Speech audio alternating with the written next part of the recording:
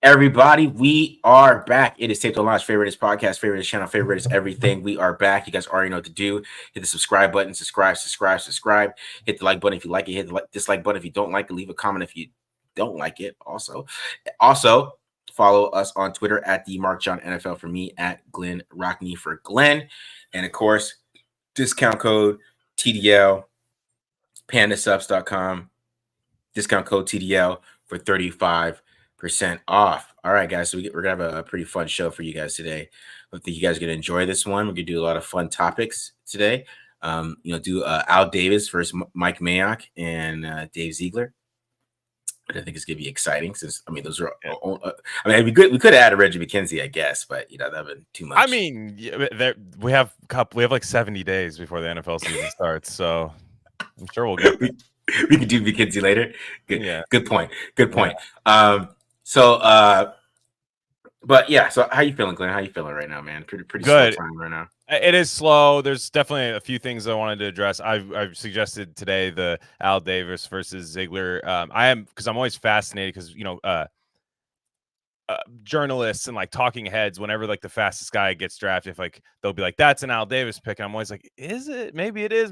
I feel like they get lazy with it, so I was like, I wonder like who he would have picked. And and since the NFL is such a who's the fastest, who's the strongest, his style is, I think, actually better now than it was in the 2000s when they were drafting. I think it translates a little bit better because coordinators and stuff. So I'm excited to explore that. I've only done light research. I kind of want to see it live on the show and make a pick because that's what Al would have to do. So yeah, exactly, man. We got some other things to talk about though too. There's Aiden O'Connell report about he is in the lead for the job. Seth Walder said the Raiders offseason sucked because it's just because a bunch of stupid reasons. We'll go over that too. We'll talk about the Raiders over under for win total. We'll talk about that again. I think we talked about it before, but it hasn't changed, has it? Has it changed? It's still 6.5. I have not seen a change. No, I believe it's still there, especially because all the PR is like bad. So I can't imagine it would go up. And they haven't made a big signing. Yeah, especially with the AP bankruptcy stuff. That's a lot of people couldn't wait for that. Oh, there it is. There's how bad it is. Some ASU guy tweeted that's why we didn't want him to be the next head coach here. Like, whatever, dog. Like, shut up. Damn. Like, it's really that big of a deal. Like, rich people file bankruptcy all the time. Basically, he's in debt, so he's filing bankruptcy. Like, okay. Yeah, and just sometimes you spend a little too much money. Damn, are you a human? I'm a human. Damn, it doesn't mean I can't go to my job every day and do it, right? Yeah. Damn. I know, man. I feel like he did something to somebody, man. Exactly. And I thought it was like some like crazy like insider trading thing or like something crazy. I was like, oh, it was like a bad investment. Like, okay, whatever. I mean, as long as you coach the team, I don't care what you do. Yeah. We're fine. And I don't know how much of a distraction that would be either, because it's something the lawyers will handle. I'm sure it's something he's not going to really be dealing with, because that was the thing when Mike Florio was going in about how it's going to be a distraction. Mm-hmm. Everybody's going to be distracted by this, like he's going to like go to jail or something like that. Man, he's not going to go to jail or anything. He just filed bankruptcy to clear debt. Don't take the Cutlass though, dude. The Cutlass Supreme. I'll be mad if they take his Cutlass Supreme. That's all I'm gonna say. The nice old school, like I'll be mad if he pulls up in like a Corolla. No disrespect to anyone that has one, but that's when I'll be mad. I'll be like, they took the old school. Yeah, hopefully that's paid off, man. Hopefully, yeah. When you buy old school, you shouldn't be getting a loan for old school. You should be paying that boy off. You win 10 games this weekend, Mark Davis is gonna make it disappear somehow. Yeah, Sheldon Adelson, like those people, they're gonna get in there.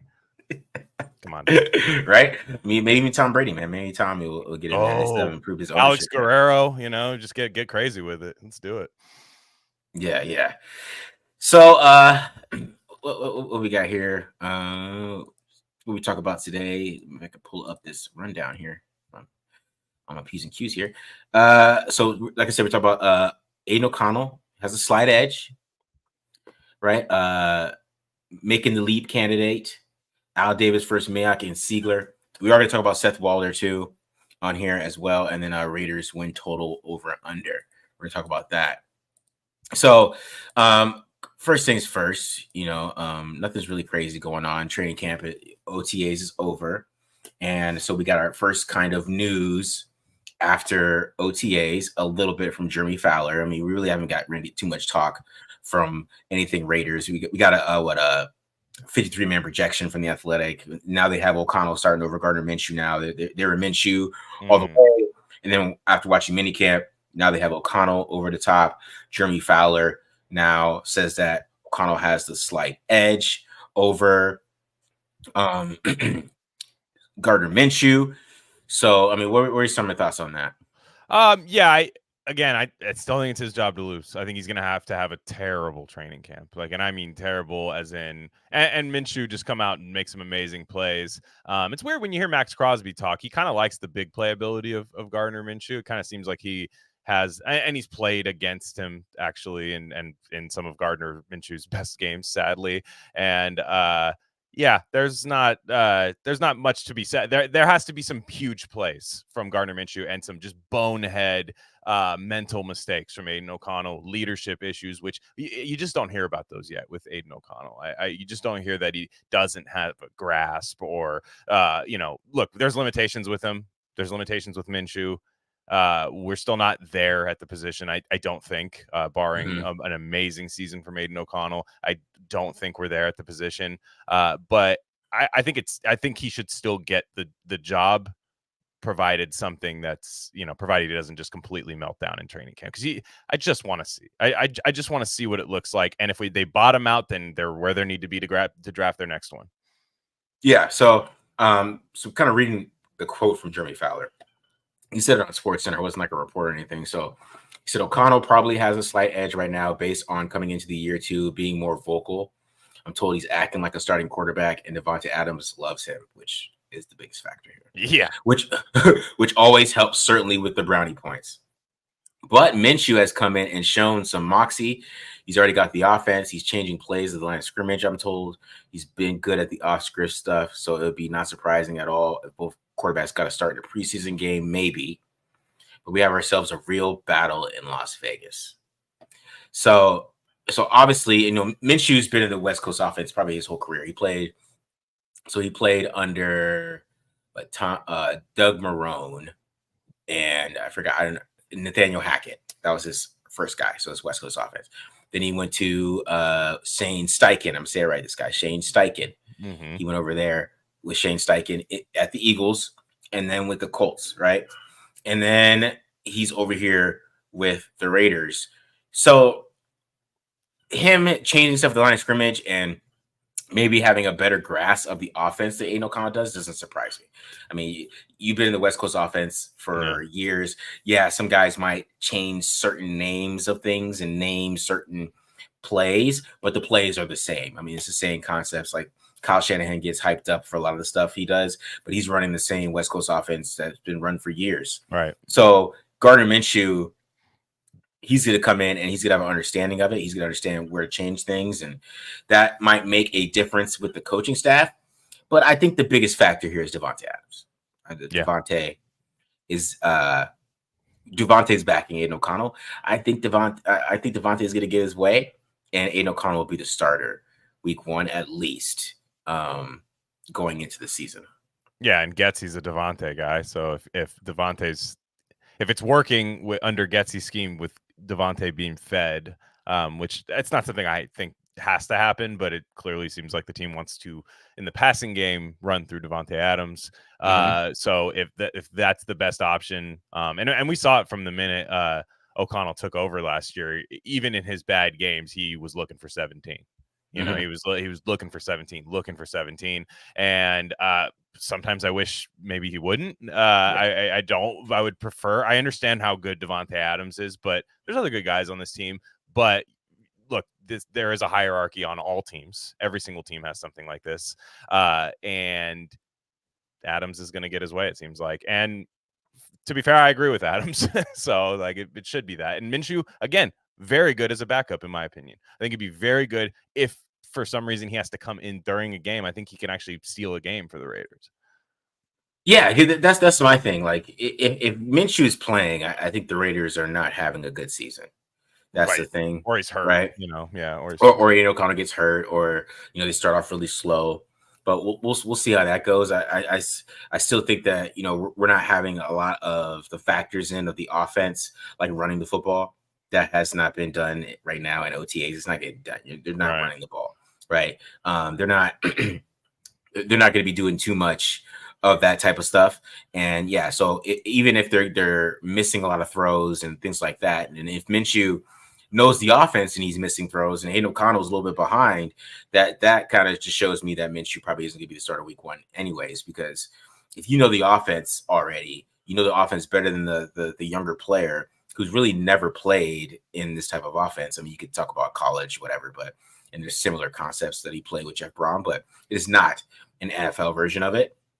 So he hasn't really played in this type of offense, and you have, and you're still having a bad showing. Right. You would expect him to have a better showing than Aiden O'Connell, where you have a lot of the media for the Raiders flipping on it, right? Where they believe Aiden O'Connell's going to be the starter now, when they were Minshew guys all the way up until OTAs. I mean, they're Minshew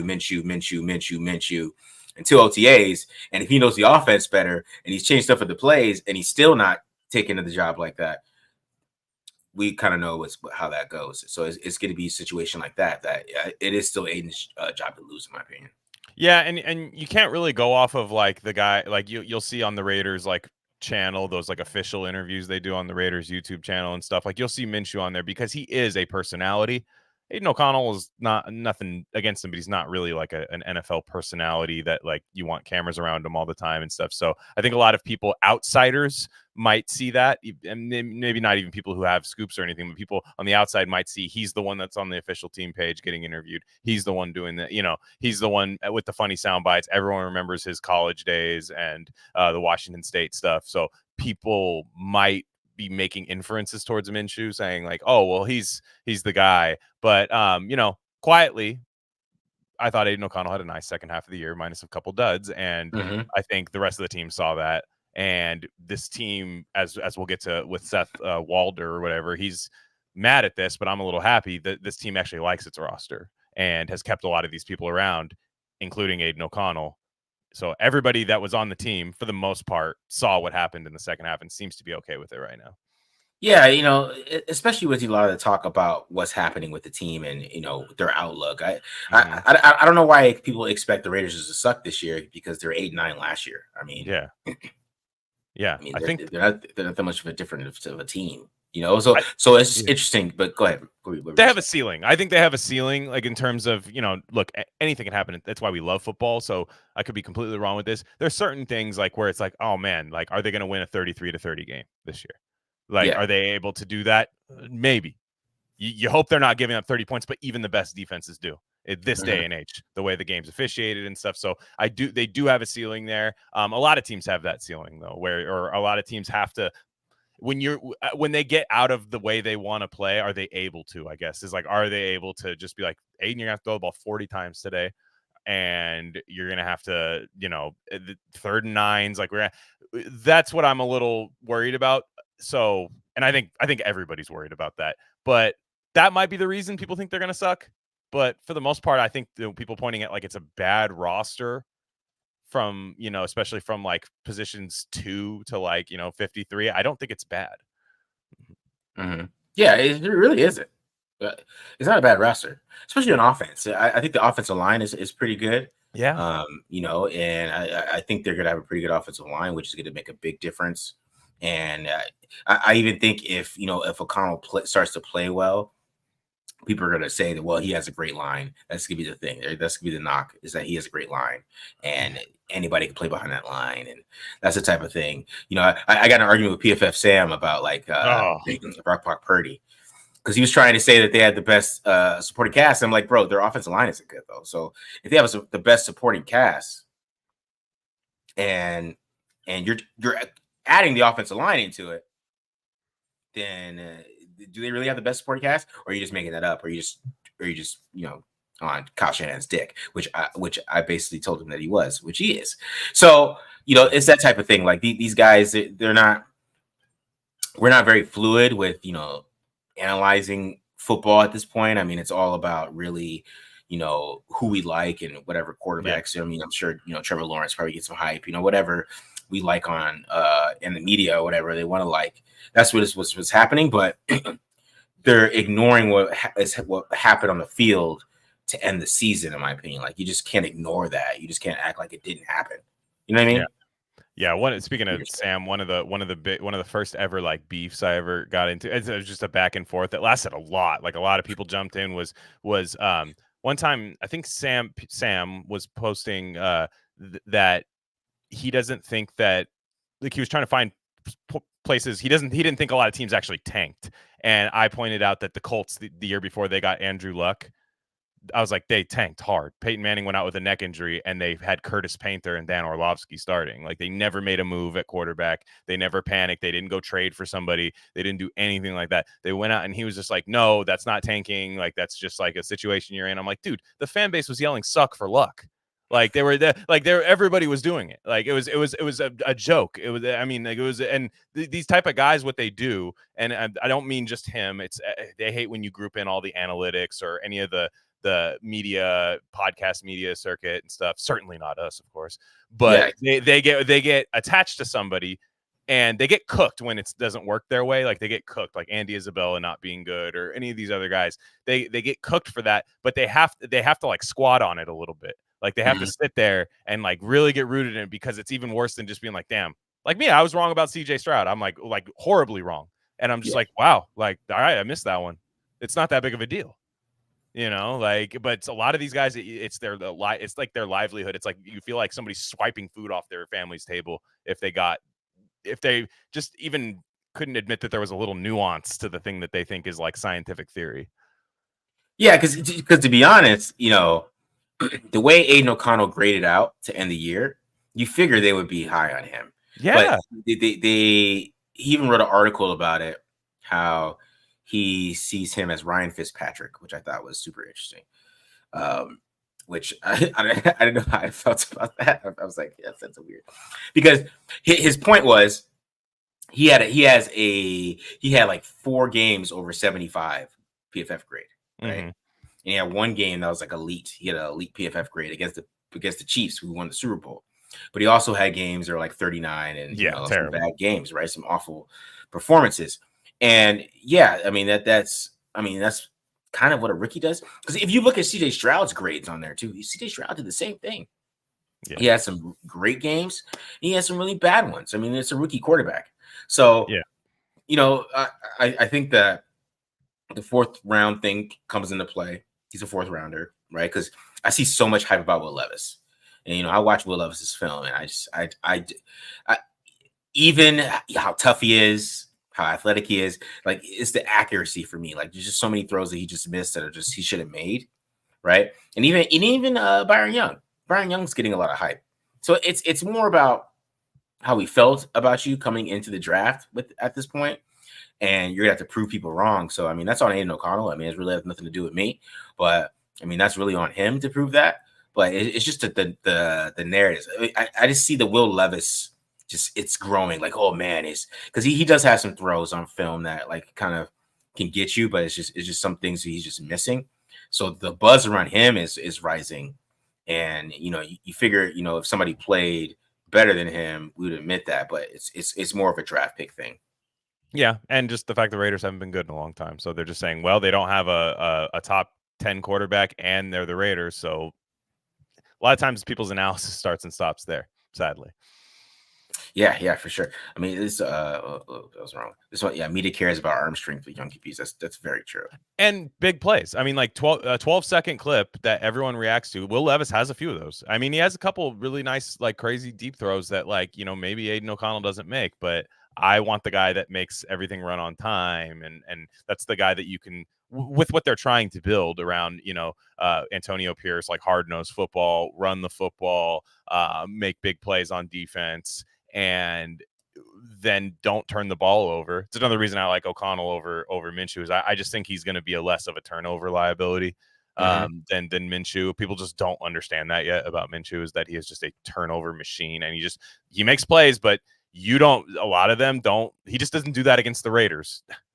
You know, like, so everybody else, he's putting that ball in harm's way, and that's just not exactly what this team needs right now. I think they need somebody to move the chains, long drives, time of possession, punch you in the mouth when you have to, big throw down the seam. I think he's really good in the middle of the field.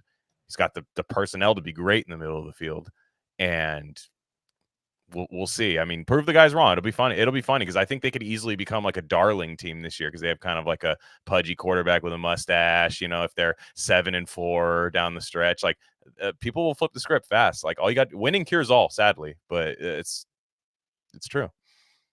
Yeah, that is very true. But this is a good question. Which team in the AFC has more talent? Chiefs and Chargers, better QBs, but those rosters are not way better than the Raiders. I mean, the Chargers roster is not very good at all. No, it's bad. It's bad. It's actually bad. But the Chiefs, I think the Chiefs still have a pretty damn good roster. I mean, people are not giving them. Look, people just get really reductive about quarterbacks. Yes, it's the most important position in sports. I agree. Like it's that's what I'm about to say right now does not negate that, but it's not all about that. And the Chiefs, everyone says it's Patrick Mahomes with nobody. Like, oh, throwing to nobody. It's like, yeah, look at his O-line though. They draft O-line. They're amazing in drafting O-line. Creed Humphrey, all these guys. They even got what's his name out of BYU, the big fella out of BYU, and they're able to like kind of use him as a project and stuff. They do a really good job on the O-line. They do a great job drafting on defense. They don't draft a lot of stars, but they draft every guy is a good starter that they draft, I feel like. And then one guy breaks out a year on their defense, and you're just like, and then they have Spagnuolo, who's never going to get a head coaching job ever again. So they're lucky that they won't lose him. They don't, you know. And so it's just like we've seen it. It sucked. And so nobody liked him, I don't think. So it wasn't like so the Chiefs, I think, still have the best roster, and that's like, it's not diminishing what Mahomes does. We all see it. Like he's the best in the league, but it's just he himself would rather have, I think, his team as constructed than like having a bunch of like crazy, like, you know, wide receivers jumping out of the gym. Because that didn't work against Tampa. So when they lost against Tampa, so he'd rather this team be tough up front. And the Chargers are like kind of the opposite. They're a little hollow, and then they've lost, you know, two of their stalwart wide receivers, and they're old on defense except for Tui Piloto. I mean, he's good, but other than that, like they're getting kind of old on defense, and all their hype is just like Jim Harbaugh right now and Justin Herbert. But I would think it's a transition year for them. And then it's the Broncos. I mean, come on. Yeah. I'm not talking about the Broncos. Yeah. Okay. Yeah. That's Who's your starting quarterback? Yeah. Zach Wilson? Yeah, sure. It's like, sure. I mean, I feel confident talking about them because the Raiders own them right now. So yeah. I mean, if Bo Nix turns out, you know, pretty good, I mean, I guess, but is he gonna be the starter week one? Who's their starter right now? I mean, I think it's Big Z Dub. Yeah, could be Zach Wilson.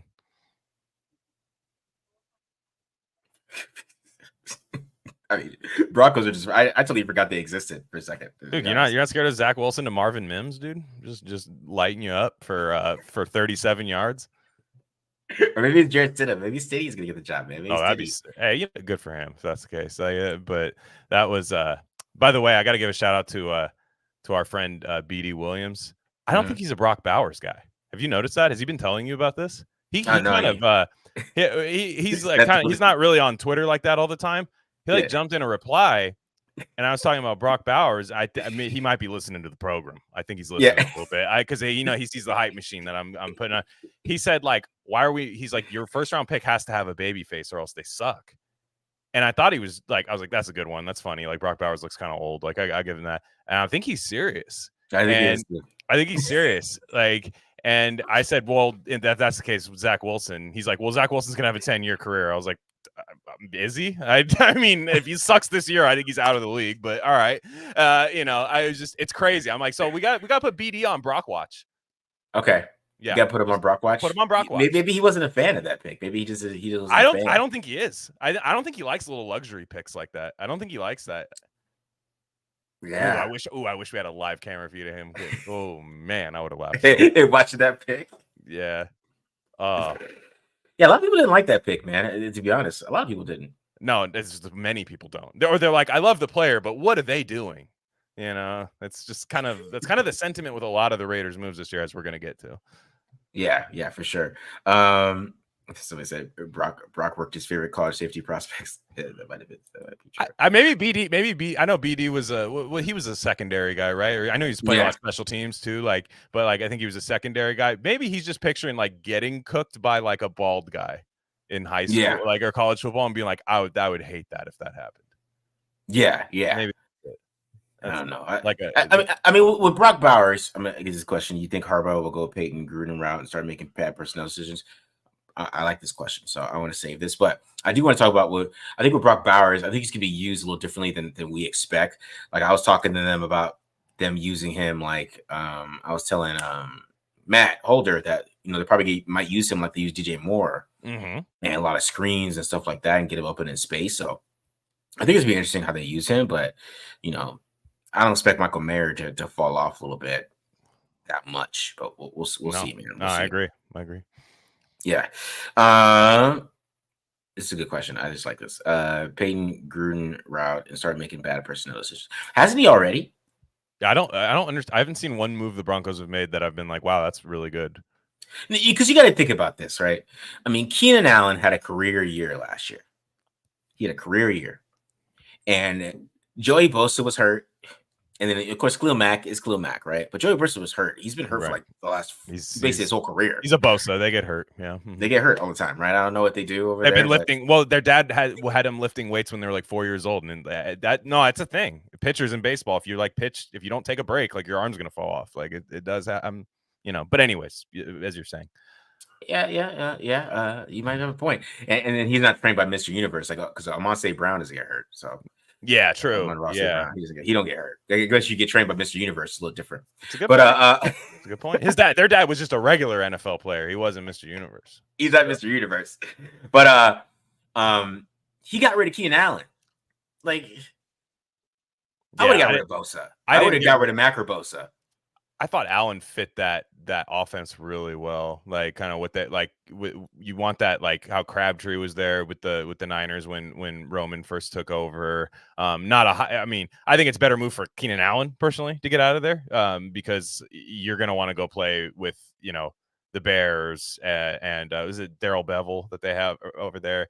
Not that he's like amazing, but I think they're going to want to throw that football with Caleb Williams. And, I think his volume is going to go up and allow him to stay in the league a little bit longer, I think. But with the Chargers, I know they were in cap hell. So part of that's Telesco, but look, Telesco leaves there and becomes a bit conservative with free agency as soon as he leaves. So I'm not really quite sure what to think of that, to be honest, but it sounds like they had a Spanos kid that was doing a lot of their contracts, didn't allow them to have very good depth, and the whole team would get hurt all the time. So I understand Harbaugh looking at the roster and be like, these guys are hurt all the time, and they make a bunch of money. Let's get them out of here. But this year, I don't understand why they're like Florio has them in like the top half of the league in these power rankings. I'm like, based on what? They weren't Justin Herbert, bro. That's what it's based on. Justin Herbert.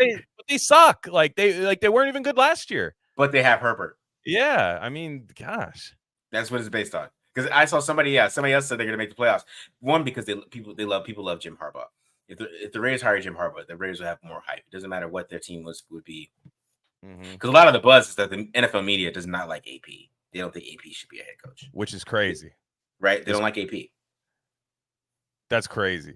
Because I'm sorry, like I was noticing that, and I hate to go this way, but like he kind of seems like he gets the least amount of love for like a team hiring diversely. You know what I'm saying? Like, does that make sense to you? Because like D'Amico Ryans, these other guys, like, it's like the NFL's like, look, we're like moving forward. We're putting, people of color in management in these positions, and like AP's like, what did he do to deserve it? And you're like, really? Like, we don't get any love for that? Like, or even just like, especially when you already got a tryout of the guy, it's like, man, and this is the first team to ever do stuff like that.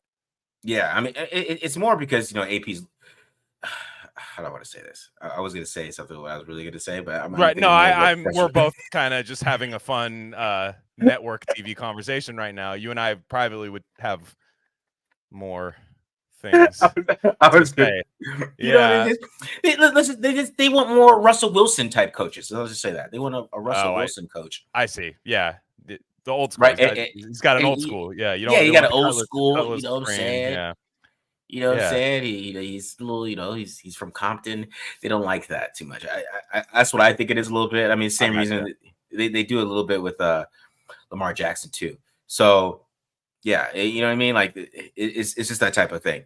So and since he has that type of edge to him, they don't like that. Especially Yeah, how he got the job. Like he didn't get the job like going through, like he wasn't a DC, he wasn't this and that and not this, that, right? yeah. And then he got the job this way. That's a lot because Albert Breer's comments. I mean, I don't. Do we talk about Albert Breer's comments, right? What he said Yeah, we about him. did. Yeah, in the Yeah, right. Like, yeah, 2 weeks ago. like, oh well, like if that goes into this year, like, bro, like, you know what I'm saying? They're all skeptical of it. Like, it's just weird, in my opinion. So, it's a little bit of that. Look, You know, yeah, you know what I'm if they saying? gave him the job, freshly this year and we didn't see any of it last year, I'd be saying this is weird. But we Yeah, saw it last year. We saw a functioning team that was able to flip a switch and see an intensity that we hadn't seen before that. And yeah, then they add a couple premium players, in my opinion. And it's like, well, I'm interested in that. I'm a lot more interested in that than a college coach coming to the NFL and gutting a team. Like, all right, sure. I mean, if that's what you guys are interested in, that's fine.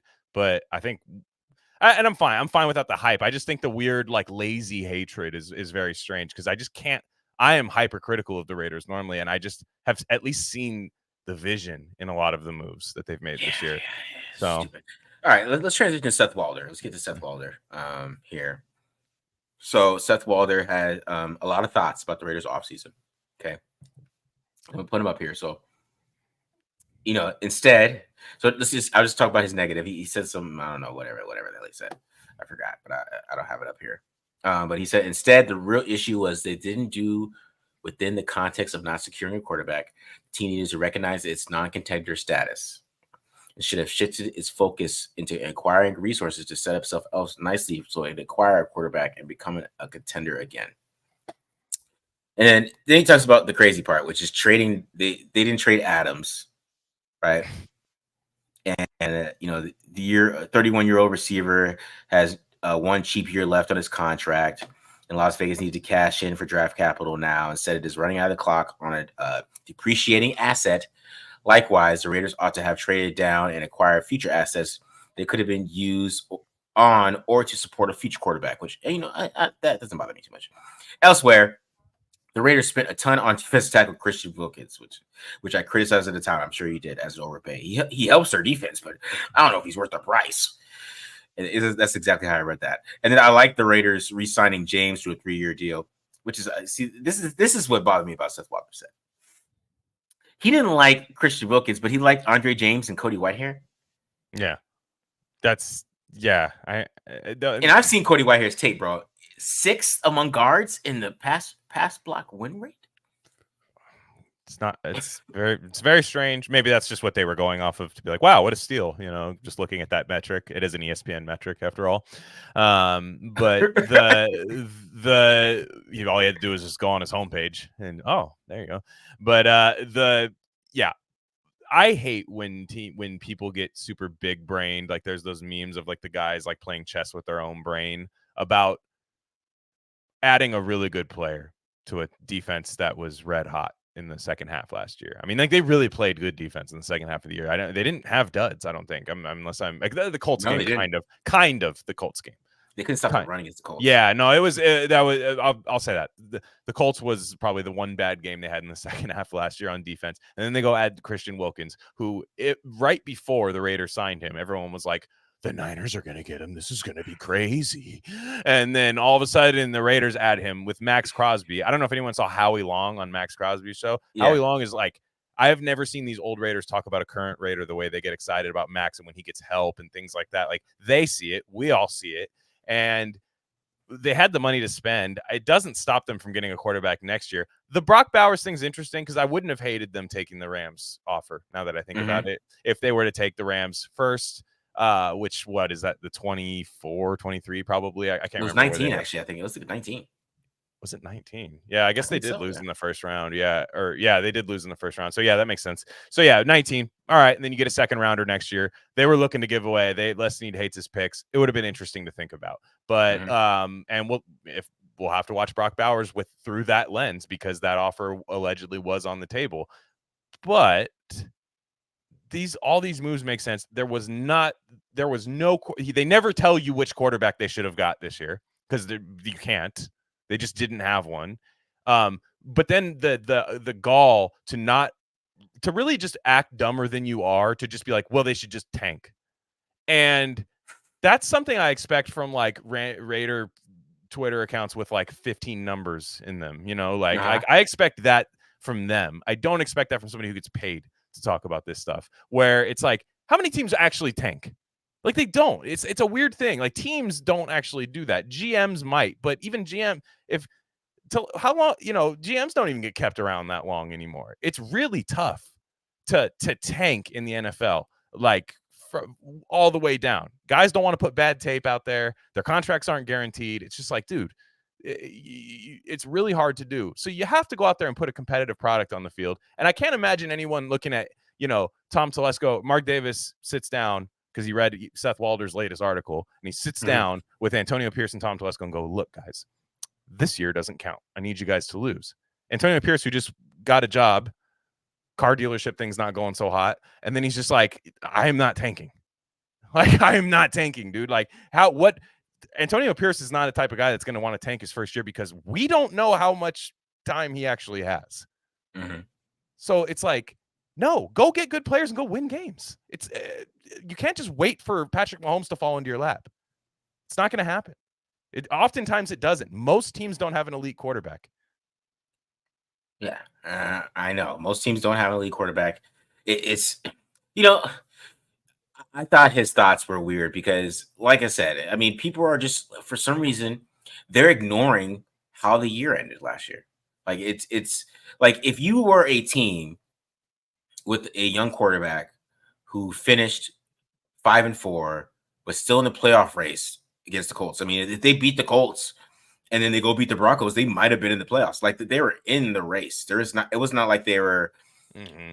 You didn't imagine them being in the race at that point. I mean, I think what they lost, they were like 5-7 at one point, right?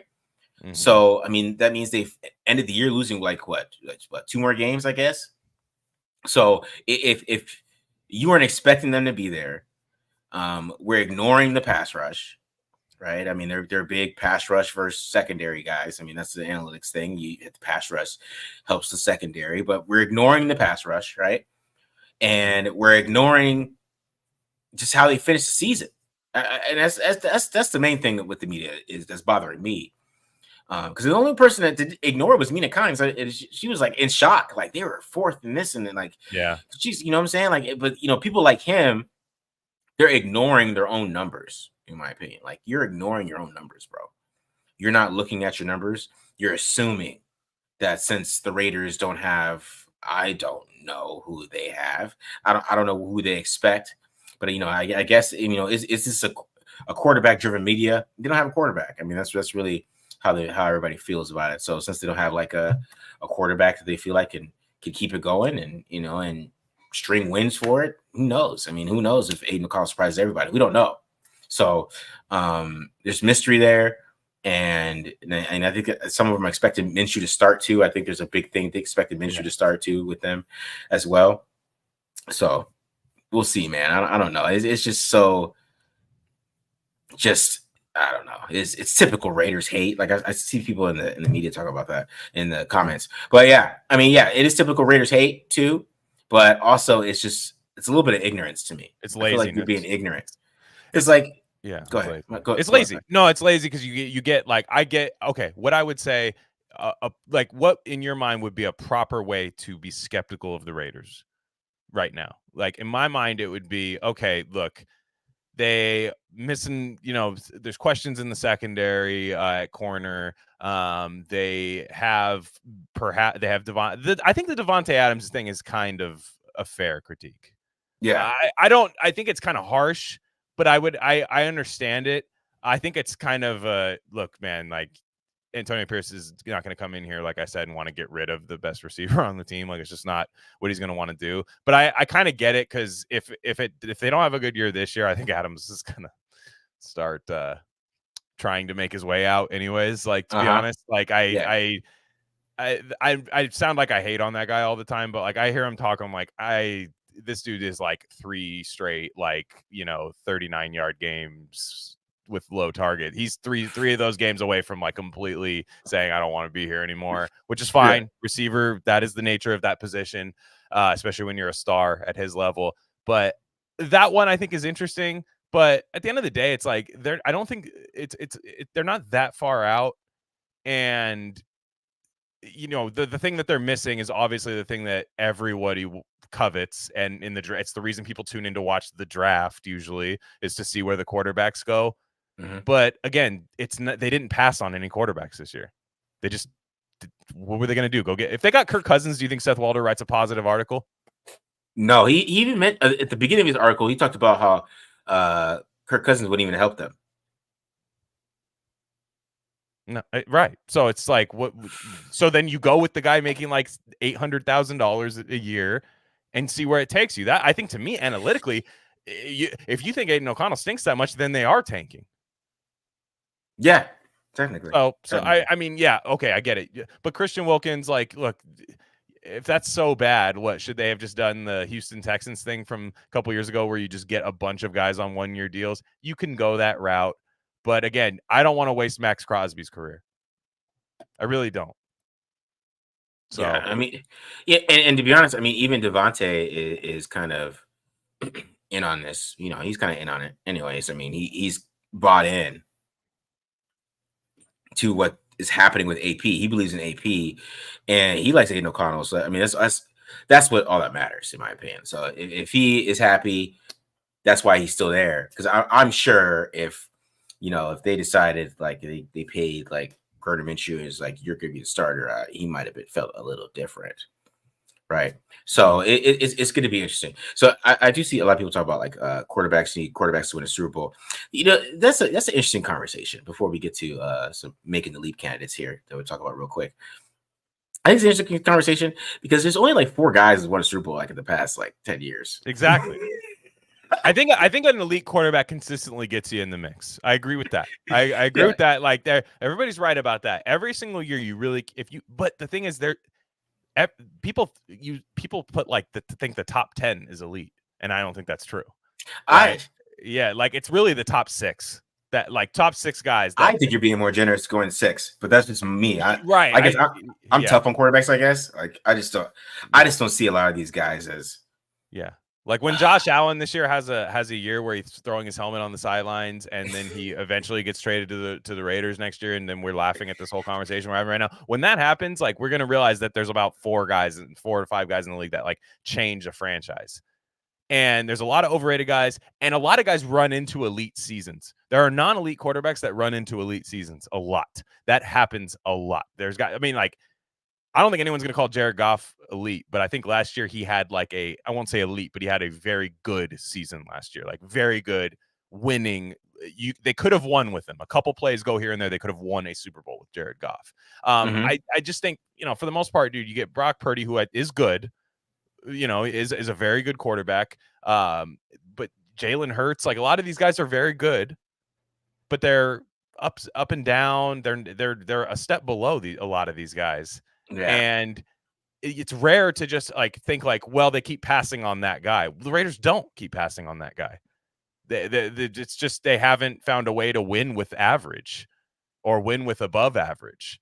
They haven't really found a way to do that. And I think that's what they're building right now, is to be able to just kind of, all right, we don't have our guy yet. Maybe we stumble into like a Lamar Jackson to the Ravens kind of thing at some point. But for the most part, we need to be able to win with quarterbacks 8 through 12 in the league, 8 through 14 in the league. We need to be able to get into the playoffs and have a couple things go right. That's what most teams actually at the end of the day feel like they can do year in and year out. Yeah, because especially in the AFC, I mean, there's a lot of good, I would say, young quarterbacks in the AFC that will get you excited. But to me, like, it's Mahomes, and just I've been watching film for this, so it's basically it's Mahomes, it's Burrow. I mean, I haven't watched Herbert yet, I guess, but I've watched some Herbert. But I Not just think Herbert. Herbert is it's Mahomes and Burrow, and then Allen.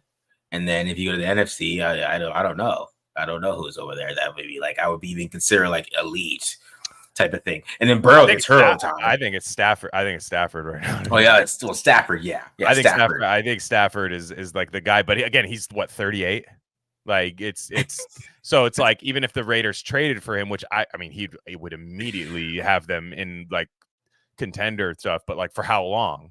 You know, you don't know. And he gets hurt. If Stafford's he had a nice season last year, but the year before he was busted up, man. Like it's tough. It's only a few teams get to do it. And for the most part, historically, look, the Raiders had Stabler, but historically, and I know it's a different era now, their quarterback was hardly ever the best player on their team. Never. Even during Stabler, you could argue he was. I mean, he probably wasn't the best player on the team. Actually, like now that I think about it, like I mean, that was a loaded team that he had, and nothing against. He like the greatest offensive line of all time. Greatest offensive line. Cliff Branch, Dave Casper, Fred Blitnikoff, John Madden. You know, like Ted Hendricks on the defense. You know, like I mean, no, just beasts. You know, and that's what you need to build. That's what you are in control of. Is the situation for your quarterback. Teams get lucky when they find quarterbacks. I'm sorry. They do. They get lucky.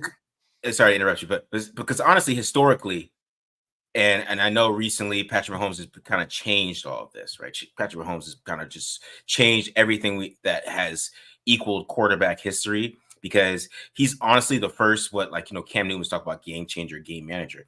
He's honestly the first game changer to actually dominate and actually start winning a lot of Super Bowls, right? I mean, all the other game changers you could think about, like Michael Vick. And I even use a good example is Kenny Stabler and Burt Jones. So this is me being a quarterback historian.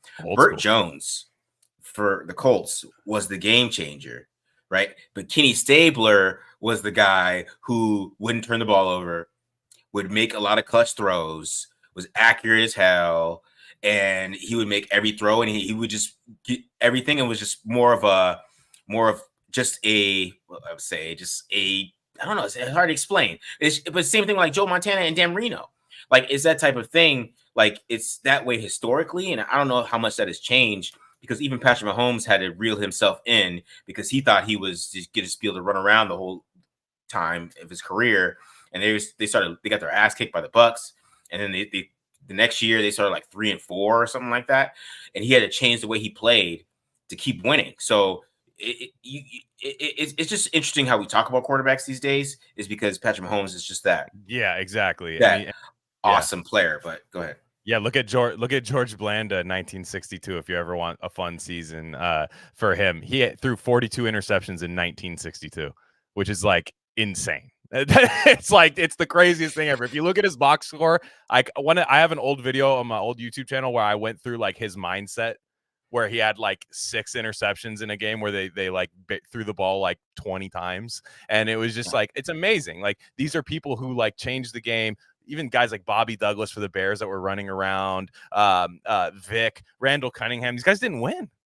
Yeah, they didn't win, and it's like, again, none of them. Patrick Mahomes and Andy Reid is like an eclipse. That doesn't happen all the time, and everybody looks when it happens, and everyone gets super into it, except for us, of course. But for the most part, you're gonna have to be able to be like, okay, well, I got the 9th best quarterback in the league. I got the 13th best quarterback in the league. What do I got around him? How do we win? Yeah, I mean, that's how it's gonna happen. But Patrick Mahomes, he's just dominant, and it is gonna be hard to beat him because he just has an intimidation factor. Because watching Brock Purdy, I saw somebody mention how of course Kyle Shanahan didn't run the ball in the second half with the best player on his team, which I still don't understand. But just Brock Purdy was just he was playing like he was worried about Patrick Mahomes. Like he didn't play like that all year. And he wasn't checking down. He was like trying to make so many plays. So that's the thing. If when you play a player like Patrick Mahomes, these guys get in your head. It's like that factor. I don't know. Yeah, I can't explain it, but I guess. You know what? We'll see. I have good. I think the Raiders are going to be a surprising team this year, and I think there's going to be a lot of people who are gonna eventually be like Antonio Pierce, straight out of Compton, knew it the whole time. You know, I think there's gonna be a lot of people that do that right now. But right now, they're just playing the hits with the Raiders not being a very good franchise. And you know what? Whatever. To be honest, it's the opening game. If they go kick the Chargers' ass, It's a good opener because I don't think that's that good of a team. It's the marquee coach hiring right now, and if they go in there and kick their ass, which you never know, it's week 1, anything can happen. It's gonna be interesting. It's gonna be interesting. All right, we're gonna do I was gonna do make the lead candidates, but we're already 50 minutes in, and I feel like this Al Davis thing's gonna take a minute. It's gonna have some fun. Yeah, we're gonna have some fun. So let's just get to Al Davis here. So we just we thought of this. We're doing Al Davis versus Mike Mayock and Dave Ziegler. So basically, we're looking at what would Al Davis have done in those same draft picks, and would it have been better? And would it have been better? All right. So I got the draft picks here. Okay. Cleveland Farrell, Josh Jacobs, Jonathan Abram. Second, Trayvon Mullen. 2020 was Henry Ruggs, Damon Arnett. 2021, Alex Leatherwood, Trayvon Morey. And of course, Ziegler only had Tyree Wilson and Michael Mayer. So, Glenn, I'm gonna let you go with 4 first. Who do you think Al Davis would have took it for? And you know what I'm gonna say. A lot of fans don't.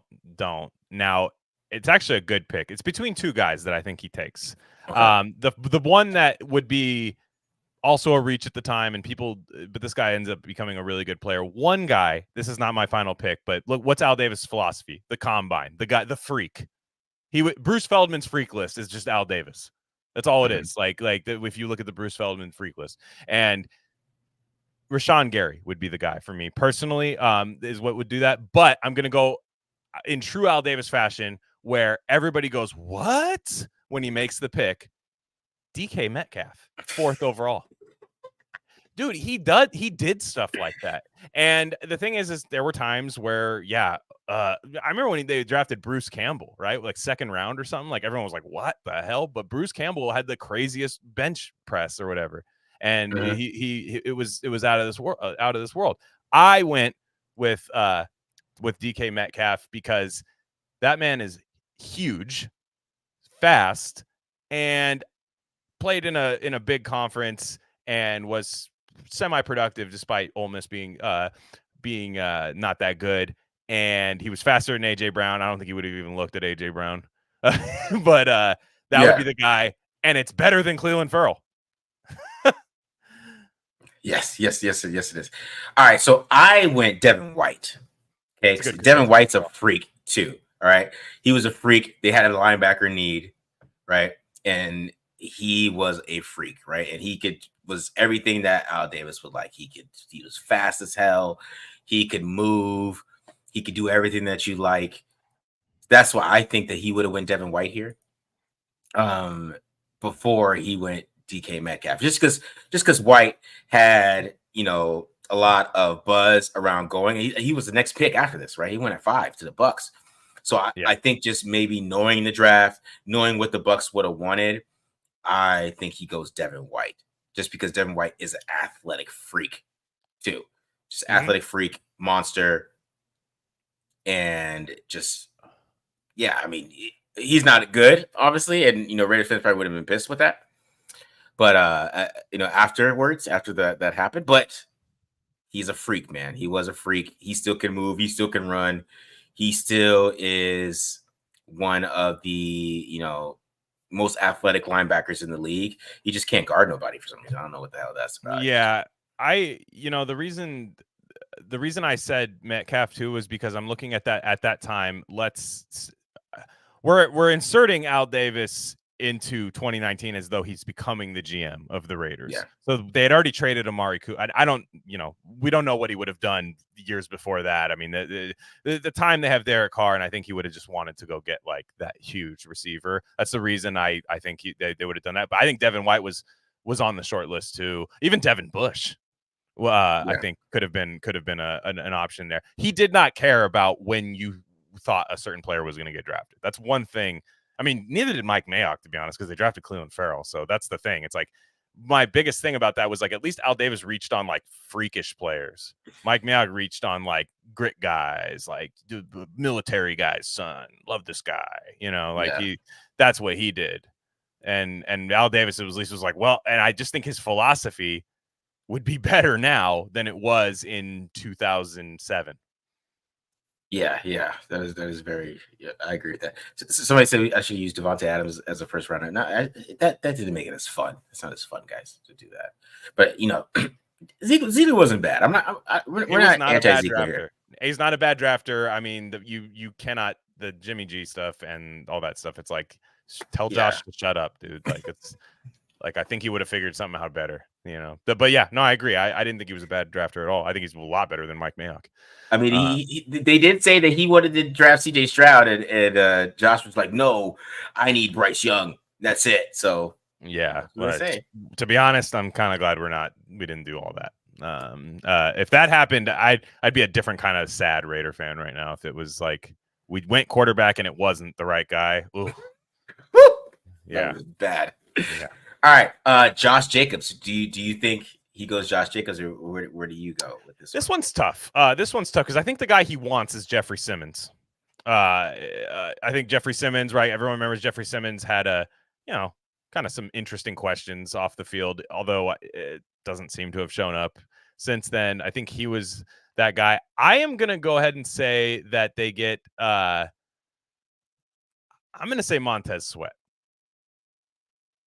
As a defensive end. He had the heart condition. I don't think that stopped Al much there. And Montez Sweat's a very good player. And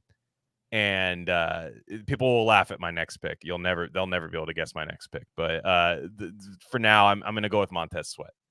Okay. See, I went DK Metcalf here. Okay, fair.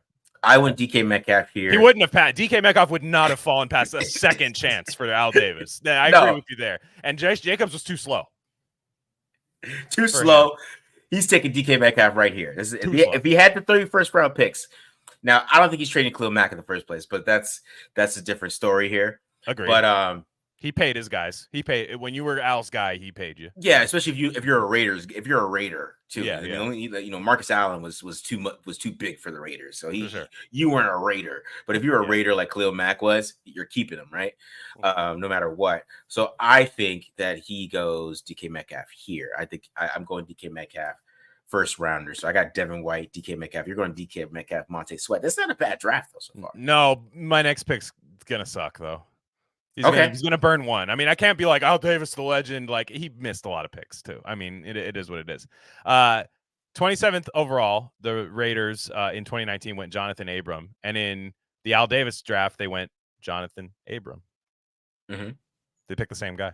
See, I did the same thing. I think they would take Abram. No, Abram was fast and hit the shit out of people in college. That's all he did. And I guarantee you, look, you had a first round pick. Let's do it. Yeah, and you know what, man? People remember Jonathan Abrams' first game where he broke his collarbone. We were like, damn, this guy's a monster. And then, it was a bust. It was a bust. Salmon, I thought the same thing. Like, you take Abram too. I was like looking. I'm like, I don't know what he does here. He's definitely not going N'Keal Harry. Too slow. He's not. Maybe one of these tackles like Caleb McGarry. He was a good athlete, and like perhaps. And I was just like, you know what? It's Abram. I think it's Abram. Yeah, I think it was Abram too, man. I think it would have been Abram. I still think he would have took him. Just because the thing is like Daniel Jeremiah and like the NFL draft media, they liked Abram a lot. He seemed like to me was like this. I liked Jacobs, but it was like kind of like, all right, running back, we'll see, like whatever. Farrell, everybody's seen the guy's reaction. We all had the same reaction. That picture that half the Raider Nation has as their profile picture still. But the Abram, I was like, hell yeah. Let's just get after it. I mean, Jack Tatum. It's easy. Didn't he get 24 too? Woodson was like, yeah, you're 24. We all fall for that stuff. Yeah. I see somebody no Darnell Savage. I think Darnell Savage went 21. He went 20. He went 21. He for sure would have been in Jeffrey Simmons. I even think Noah Fant would have been. Noah Fant was a freak athlete in college too at Iowa. Dexter Lawrence would have been a guy if he slid too. I think they would have looked at for sure. Wikipedia has this draft wrong, I think, right? Because didn't Brian Burns didn't go 16 overall. I'm looking at Wikipedia. That's weird. Yeah, no, he did. Brian Burns did go 16 overall, bro. Did he really? He did. Yeah, he fell that far, dog. He did. Oh wow, that's crazy. I thought he went right. Yeah, that was my guy. That was the thing. I was like, man, that was my guy. Yeah. So, did you add one for Trayvon? I'm looking right now. This one's tough. I am gonna say, and I'm going way down here. Gosh, this one's tough. I'm gonna say David Montgomery. Okay. I think they still ended up having a need at running back at that position. David Montgomery went the next round, and he didn't start his career off very well. But I'll say David Montgomery. He has some pretty good speed. He's kind of more of a power back now at this point, but I think he would have fit. He's a big guy, like kind of a hulking, big guy that I think Al Davis would have liked. Okay.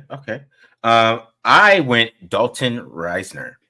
Nice, because I think Dalton Reisner is just Jared Velt. Like I was thinking Jared Velvet here, right? That was like one of his last linemen he took, and I think Dalton Reisner is the guy right here. Dalton Reisner is taking over Trayvon Mullen. Because I'm trying to remember, like, did the Raiders have a corner? I guess they did have a cornerback need at that point in time. They did have a big one. So it's like but I'm just looking at the cornerbacks that were available. I saw Greedy Williams on there, but Greedy Williams, he might have took Greedy Williams, but I just think that they still did need a tackle.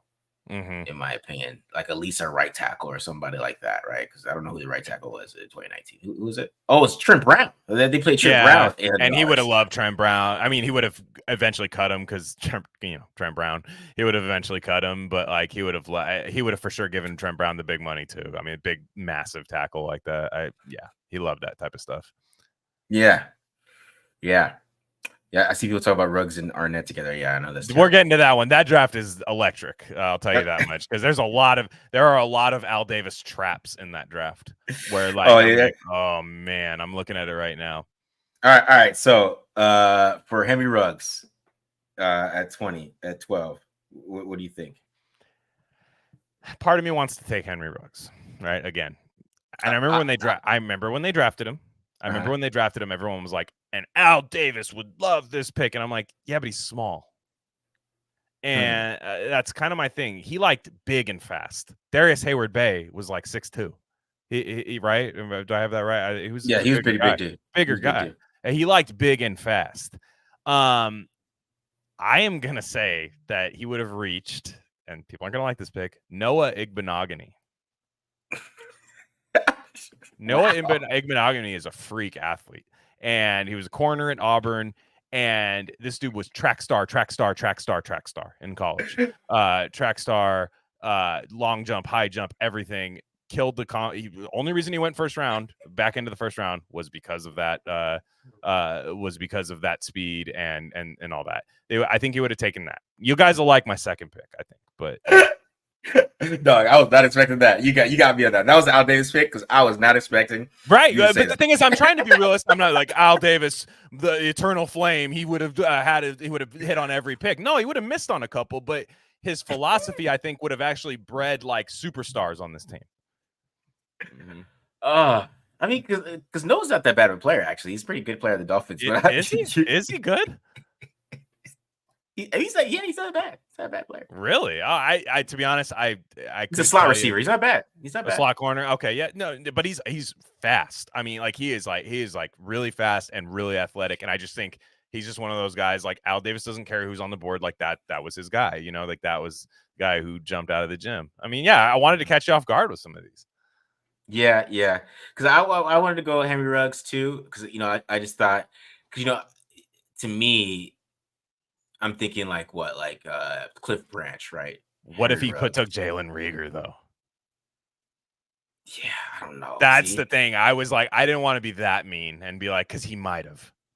So because I stuck with Henry Ruggs because I still think that he would have took Henry Ruggs. Yeah, for sure. It was on the board for sure. People just think he wanted like little small guys. And somebody put in the thing that James Jett was 5'10", 170 pounds. They didn't have DK Metcalfs in the 80s though.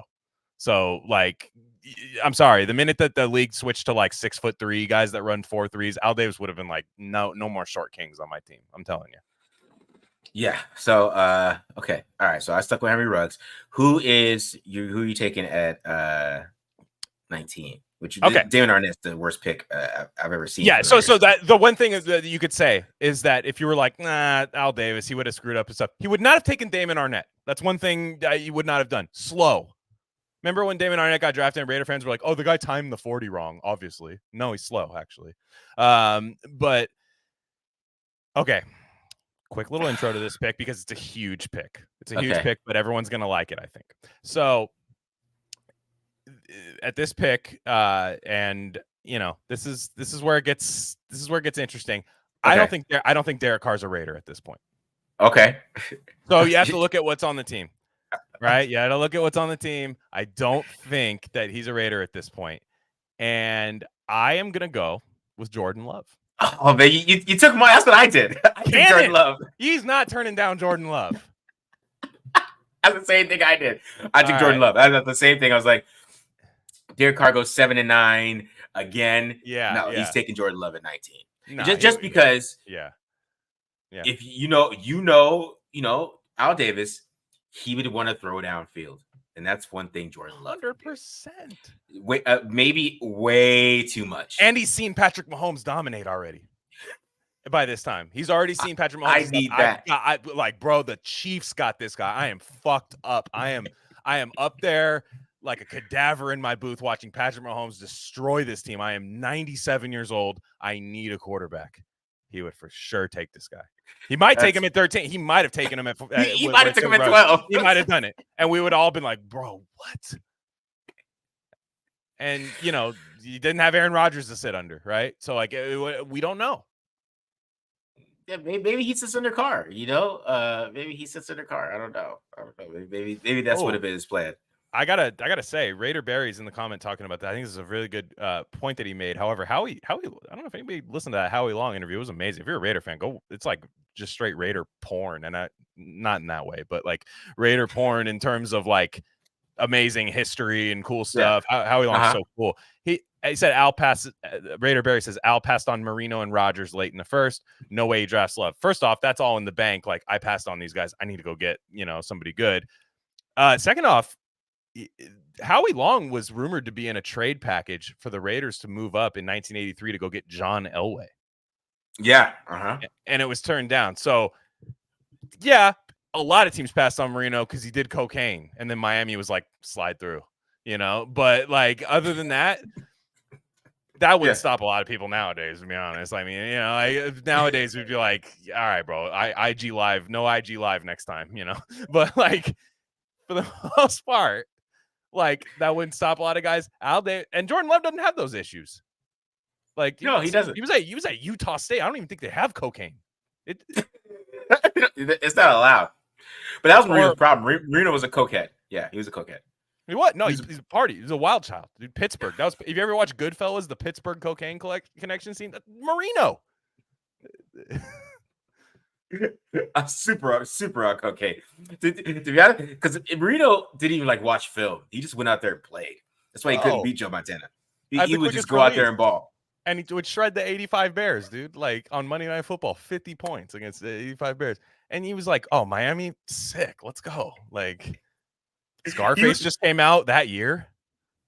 Come on. Like, he literally would just go out there and ball, which I think is the craziest thing. Because he even talks about it. Like, I just used to find the open guy. Like, I don't care what to play. I just used to find the open guy. And he wouldn't get sacked either. So he would do this all in like 3 seconds, like in 2.5 seconds.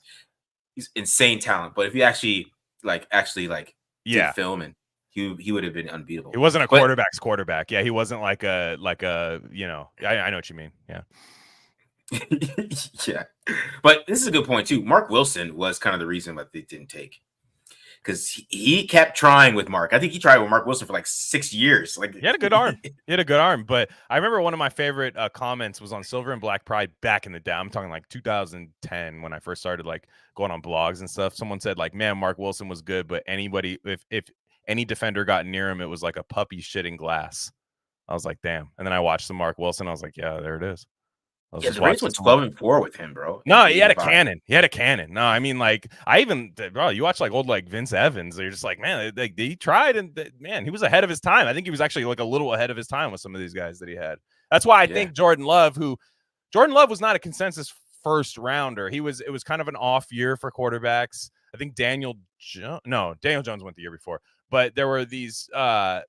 He was kind of one of those guys like, we think he's like a fringe guy. I think Al's the guy that would have like really made him a first rounder just off arm strength because he threw a lot of interceptions in college not a very big conference. He still does that. It's not in the stat line, but he's a wild man. That's a wild quarterback. That dude thinks he's Aaron Rodgers and he does all these funky throws, and it's fun to watch on film, but I'm like, man, like because one like he'll go like 5 plays. I'm like, wow, you're the best quarterback in the NFC. And then he'll go 5 plays. I'm like, oh man, you're not good. That's Jordan Love. So it would have been a little frustrating for Raiders fans, especially as a young player. Yeah, but he would have made some throws that some people would have bought in no matter what. Yeah, I just think Al would have been Al. Look, I'll tell you one thing about Derek Carr. Derek Carr, not to start that debate, he doesn't get 10 years with Al Davis. Like, it just doesn't happen. like it just like Kenny Stabler. I don't even think, did he get 10 years with the Raiders? Like, oh no, he didn't. Yeah, no, it's like, it just doesn't. It just wouldn't have happened. And so without winning, Al Davis has had a Super Bowl trophy in his hands before. It just wouldn't have happened. So he gets Metcalf. Okay, Carr. My philosophy is okay. He gets Metcalf the year before. Carr, I got you Metcalf. Okay, we're still picking, 13th overall plus the Bears pick, and or I'm sorry, the other way around. But yeah, and then I gotta go get my new guy. Trades Carr, probably gets another pick at the time, and then goes to work. And I think we're all happy about it. Yeah. All right, so 2021. Here we go. This is where it gets quiet. This is interesting here because Leatherwood is an athlete. Yeah. He is an athlete.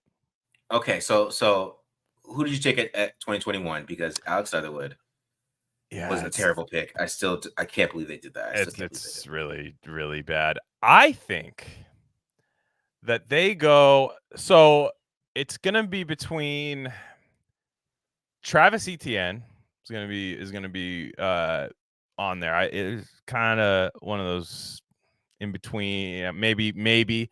But I'm also gonna say, gosh, I think it's the next guy, Jalen Phillips, off the board. Jalen Phillips had concussion problems, and at the time, look, I'm taking Montez Sweat. Let's assume they don't get Max Crosby in the 4th round, though. I think Al would be a big fan of Max Crosby as well. Yes, but let's just say that doesn't happen. And you have Montez Sweat per my Al mock draft. Then you add Jalen Phillips to the mix. Injury concerns there, but he was easily the best pass rusher in this draft. Production wise, just had those questions. Micah Parsons I think he would have tried to trade up for Micah Parsons. Yeah, he would have. I think he would have, even though I believe Dallas ended up actually doing it, but I think he would have tried to outbid them because I think Parsons would have been one of his guys. And that's kind of my thing. Also, Odafe Owe would be an interesting reach pick for him, too, at the time. He's a pretty productive player in the league. But at the time, he was kind of a project player out of Penn State as another guy. But yeah, I think it would be between Etienne and Phillips, and I'll just give the edge to Phillips. Yeah, I went Etienne. That's why nice. I went Etienne. You and I are on it with Al, I think. Yeah.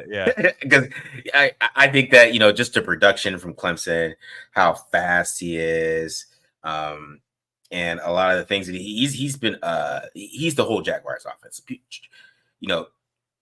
Trevor Lawrence gets all the hype, but if Etienne's not having a good game, then the Jaguars don't play well, right? And Etienne is a beast on film. Like he's a beast. He's underrated. Too. And he's physical. Underrated physicality too, I think. Underrated running back. Like he's gonna get talked about a lot being like on the top 5 running backs around there. But he is the Jaguars offense. I mean, the Jaguars have to have him playing well for them to play well, because Trevor Lawrence he gets fumbleitis. You can't have him throw too much, because something bad's gonna happen with Trevor Lawrence. You got to control him a little bit until he gets better at that, which you don't know if that happens. And that's why I went ETN here. I think ETN would be a good fit for what Al Davis likes, because he kind of reminds me of Darren McFadden, which McFadden doesn't have that much wiggle where he's gonna like make you miss an open field, right? But he has straight line speed, he had pretty good vision, and in the right system, he would hit the hole and make it happen. And that's what happened when he got with Hugh Jackson. Hugh Jackson found a way for him to play outside zone, hit the hole, boom, and he goes, right? But he's not going to make guys miss an open field. It's kind of like how ETN is. ETN's not going to like do a spin move or make a juke move or anything like that. He's just kind of a straight line speed guy. So he kind of has a McFadden type of thing to him, in my opinion. So that's why I thought he would take ETN there. Yeah, good call. Second round. Well, to be honest, I'm not going to pick him, but Mayock fits what Al likes. He's fast. Yeah, he's fast, and he does fit. So I could see him being there. I am going to go with Jeremiah Owusu-Koramoah, though. I think Jeremiah JOK is a freak. I mean, you talk about athlete. I think Al would be. This is a huge projection on my part. I think Al would be very much into the tweener guys that we see nowadays. Like the kind of, where do I play this guy? I just need athletes, and I'm going to let my coaching staff, aka me, figure out where to go on the field. Rondale Moore's tempting as well. Rondale Moore's a good player, but he's actually a lot better than his production suggests. But I think it's JOK. Other tempting things would be, Asante Samuel Jr. would be a tempting one. I do think Creed Humphrey would be tempting. I also think Brady Christensen. He was actually a pretty good athlete. Brady Christensen would be an interesting reach pick by him. Also Kyle Trask. But I already took Jordan Love, so you're not going to do that. Terrace Marshall too is another guy. Terrace Marshall's you wouldn't be able to take him off Al's board. So just all that. I'm gonna go JOK though. Yeah, I stuck with Mayock too, just because I just think where they picked, he's still the best player there, and he's still a fast guy, has a very athletic type of player, and with a lot of upside. So I stuck with Mayock too. Because I was just looking around who was around him when I was doing this, and it was nobody that was like ultimate Al Davis guy for me to be like, oh, okay, let me go take this guy in the second round, because that is the ultimate Al Davis type of dude. So because if you look at it like Christian Watson. I mean, if you trade up for Christian Watson, I mean, that was definitely somebody that he would take. Yeah. You know what I mean? So yeah, it was interesting to see how that went, but yeah, man. All right, let's move to Dave Ziegler here. Ziegler didn't have a first round pick or a second round pick year one. I mean, I didn't want to get the third round pick, still Parham and all that stuff. Yeah. So 2023, they took Tyree Wilson. Who do you think I would have took? So I am gonna say, I think it's Jalen Carter probably. But I'm not gonna actually pick that. I think he does take the risk on Jalen Carter. I don't think a DUI is gonna. I don't think that's stopping Al Davis. No, but I'm gonna go with Christian Gonzalez actually. Okay. Christian Gonzalez is a freak athlete. He's very, very fast and strong. But Carter is probably, it's between Carter and Gonzalez, which is what a lot of Raider Nation wanted during that year. I'm fine with Tyree Wilson. I think Tyree Wilson, if he went to the combine and like had a crazy workout and wasn't hurt, I think he'd definitely be on the board, of course. I mean, I don't think that you take him off there, but I've been taking defensive ends a lot in these Al Davis mock drafts, so that might not be the case. I will say Gonzalez. Okay, I went Jalen Carter because I just think that he would take Jalen Carter. Yeah, I think Jalen Carter would have been just right up his alley. A little rough around the edges, attitude, maybe a couple of things wrong with them. You know what I'm saying? We lost Glen. Where did Glen go? Oh, we lost Glenn for a second. But yeah, Jalen Carter. I would have took him for sure. And that would be my guy here. I don't know. We're back. Here you go, Glenn. There you go. You good? Or what happened? I'm back. I don't know what happened, but I'm back. I was like, oh shit, we lost Glenn. Hated your pick so much. God, no, Jalen Carter. Agreed. It's those two. Christian Gonzalez, what didn't he run like a 4.38 or something? He had a crazy workout, so that's just why I had him there. But yeah, that's no. I think, but is that our? No, we have the second round, of course, with Michael Mayer. So we're not. Yeah. Second round. Who do you? To me, this is easy. I think he takes Michael Mayer, anyways. You want to know why? Because Dave Casper went to University of Notre Dame too. 87 to. They both wore 87. It's a good call. I think he takes Mayer, anyways. Just and he's at the press conference talking about how he just reminds him of Dave Casper. Just Dave Casper and all those things. Yeah, I still think he takes him, regardless, because I'm telling you that Notre Dame connection and Dave Casper, that buzz would have been the whole thing, and you would have had Daniel Jeremiah talking about how did it have Dave Casper? It would have been like a whole thing. So that's why I think he still takes Michael Mayer. For sure. I think that's a really, really good call. I am going to say that he takes Rashee Rice. Oh, okay. I'm all my Niner friends used to make fun of me. Whoever got the DUI was who the Raiders were going to get. Whoever got the, abandon a car on the side of the highway, that those guys were Raiders. I think it's Rashee Rice. I think he takes him a little bit ahead of where he ends up going. But again, my philosophy with all of this is that I think Al's risks and Al's reaches, I think he was reaching in the right way for like 2024 rather than what he was doing in 2007, which the game was built a lot more on physicality. It was officiated differently. Mm-hmm. I think Al was always a forward thinker, right? In terms of, hiring Amy Trask, Art Shell, people like that, Tom Flores, all these people, he was always thinking, and sometimes it helped him. And sometimes it was just too ahead of its time and didn't result in wins and losses. I think nowadays, look, yeah, he'd still have his misses. He'd still have his reaches. He'd still have his darlings that he thought he was smarter than the rest of the league at. But I think just if even Al going on like auto draft for his like own model, and he would hate PFF. It would be so funny to hear him talking about how stupid PFF is. I would kill for an Al Davis PFF rant on an overhead projector, like how he fired Lane Kiffin. I would kill for it. I would too. Oh, gosh. Then they would make it their intro like they weren't offended.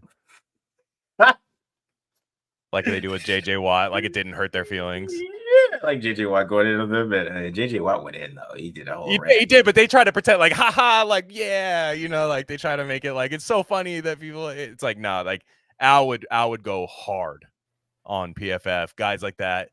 I miss him every day. He's no joke, like one of my heroes. A really funny thing that somebody brought up to me was like, it was an old coworker of mine, and or no, actually, I'm sorry, it was somebody on Twitter that said this, and he said it would be crazy if we got Nicolas Cage in his old age to play in an Al Davis biopic. Old Nicolas Cage, dude, he would do it. It would look sick too.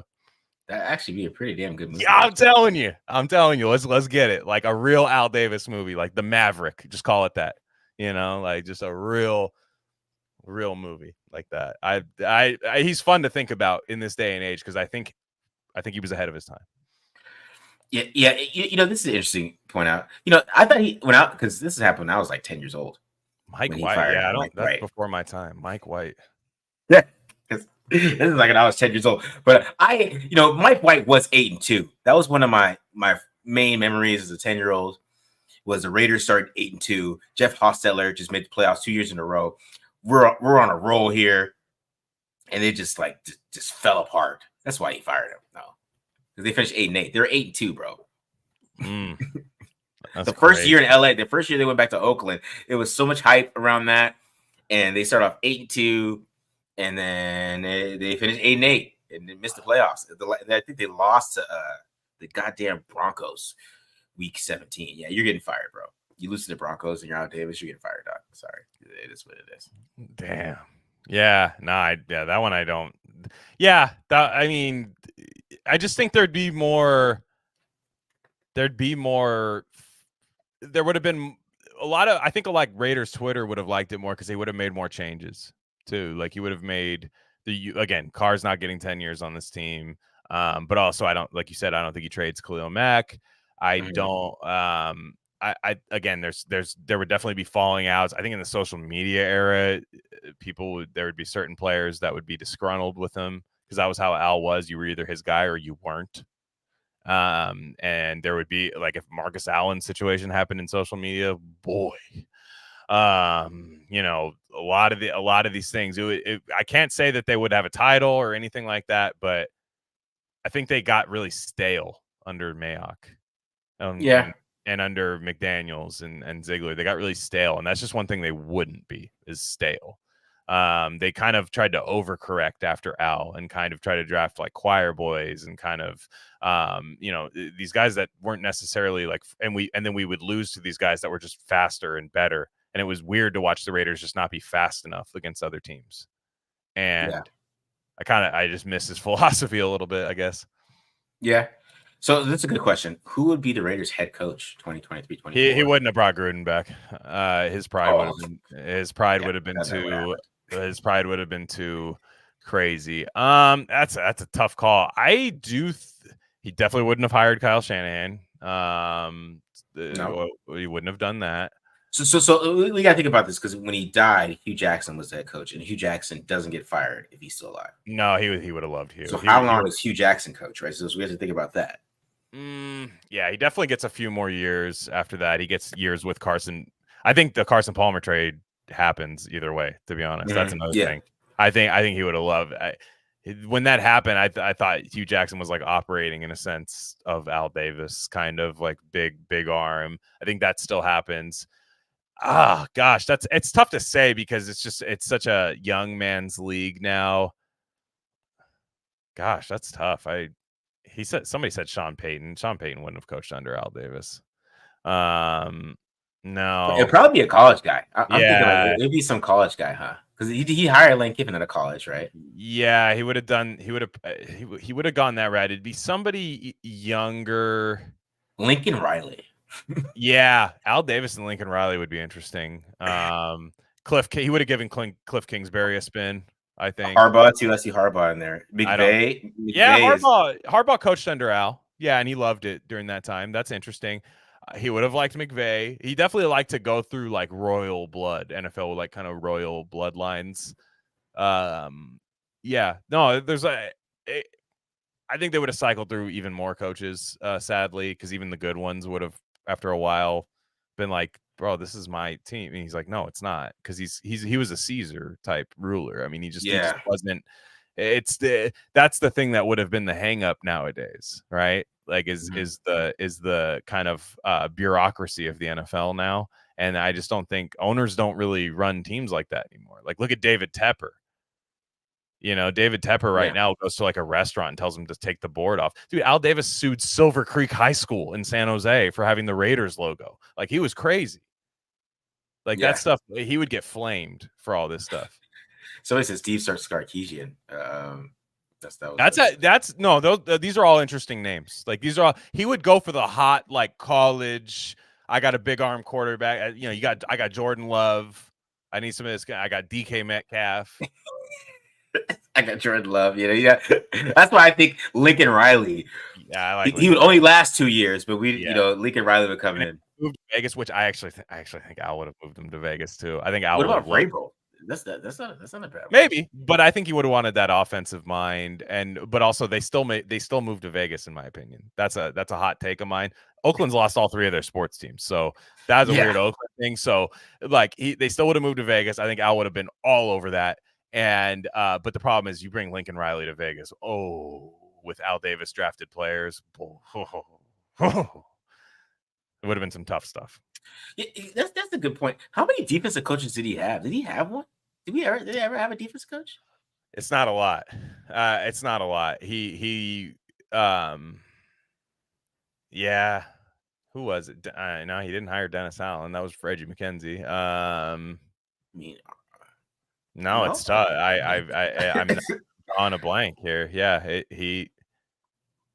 yeah, exactly. Yeah, that's a good point. No Name in the comments said they would have moved. They would have tried to move to LA during that time too. They would have tried to go back to LA. I do agree with that. And then he would have sued the league. I do 100% agree. No Name.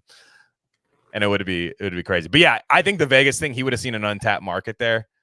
That was a genius businessman. I mean, that's just he turned an AFL franchise into the most iconic franchise of its time. You know. Yeah, was Mike White? Well, Madden is an O-line. Yeah. So Art Shell's O-line. I was thinking he hired Mike Shanahan. What was Flores? He was Flores was a quarterback. Yeah. Flores is a quarterback. Yeah. Shanahan. Gruden, Callahan. Yeah. Tom. Lane Kiffin. Who was Bed and Breakfast? Who was that guy? Offense. Yeah, he was offense too. Tom Walsh. Walsh. Yeah. Lane Kiffin. He's offense all day, which again might work in his favor because it's an offensive driven league. Madden was a linebacker. Madden was a linebacker. Okay, that would be the last one, but that's the 70s, and the that's since then. Tough call. Yeah, man, I just can't think of another guy besides Madden. Was there were they in an Irish? Were people is there an Irish conspiracy in the chat that he hired Irish coaches? I'm kind of interested in this. No, I haven't seen it in a while. Somebody said McVay is also Irish, so the chat may be right. I'm just is there? Okay, I don't see. Is there a thing? Is that a thing? Yeah. Well, I mean, with Callahan, right? Callahan and Shanahan. That's Irish. Oh, that boy, is it? Yeah. That's Kevin O'Connell would be the Raiders head coach. And Kevin O'Connell. We solved it. Oh man, I wouldn't hate it. Jordan Love, Kevin O'Connell, DK Metcalf, Travis Etienne. Damn. I mean, it's not bad. It's not bad. Oh, Joe Bugle, he's defense. Dang. There you go. He's O-line. Joe Bugle's O-line. Who could forget about the great Joe Bugle? Yeah, that's amazing. Man, this is peak June, late June Raiders podcasting. Early July. This is what I love doing. I've wanted to do this segment forever. This what would Al do? WWAD. Yeah. Mike Kafka. We got a Jim Fossil too. Fossil. Oh gosh, I hope that would be crazy. Yeah. No, I think he'd go after those young offensive minds. He'd pay him to he'd do that. I think typically he'd go for the offensive mind, which Notre Dame Irish. Gotcha. Okay, that's what's which I mean we figured out it's Kevin O'Connell, bro. It's Kevin O'Connell. Yes, too late. Yeah. Yeah. Aiden O'Connell and Kevin O'Connell. No, that'd be crazy. But no, it would be Jordan Love. Aiden O'Connell would not be the Raiders quarterback. I'll tell you that much. No, he wouldn't, man. No, he wouldn't. It'd be some other big. He'd watch it and go, "What the hell is this shit?" You can't throw 80 yards. What is this? Yeah, because even Jason Campbell has a huge arm. Campbell had a huge arm. Big arm. Yeah, and he loved a rehabbed first-round pick, kind of like, it didn't work out there. All right, it fit. Jason Campbell, he was big. It fit everything. Big-time college player. Yeah, no, it wouldn't be Aiden O'Connell. Yeah, that's. This is why I appreciate Raider Berry here. This is Joe Bugle and Mike White started their careers as coaching D-line, but moved to offense before becoming head coaches. Got it. Okay. All right. Thank you, Barry. Thank you, Barry. Yeah, excellent comments today. But that's fun. That's fun stuff to do, man. It's fun. Yeah. We're gonna keep doing stuff like this, guys. But what about this year? Real fast. What about this year? Draft. Just real fast.